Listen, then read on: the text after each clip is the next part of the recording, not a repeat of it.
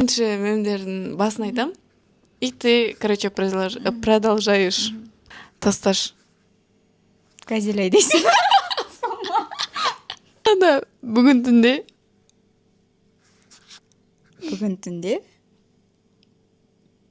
Білмеймін. Бүгін түнде сені өтем деген.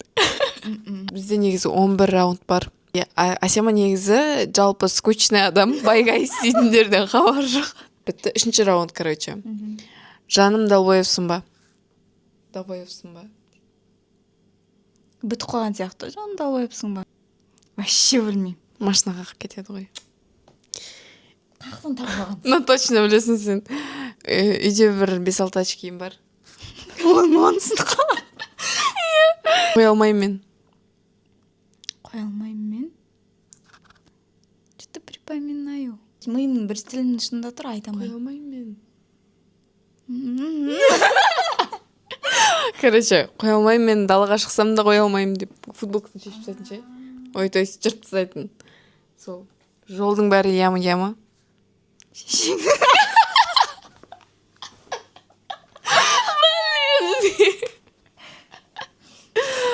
Еще у нас есть такой чай с лимоном.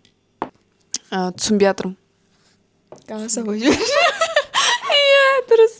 Менің басым тауықтың жұмыртқасымен. Қайырдың тасын сөзі ғой анау. Иә. Короче, киносының отрывығы. Қорадан теріп алатын. Күніне 10. Бірақ сен бұны білмейтін жүрсің. Күніне 10? Сэндвич достар дейді. Папа. Кетпеш, папасы. Мен Назарбаевтың... Білмейсің ба, не? Мен Назарбаевтың баласымын дейді. Білмейсің ба, не? Ладно. Ой, мынау 11-ші бітті, короче, саған бонус, ладно. Сен ұйықтасаң түрің.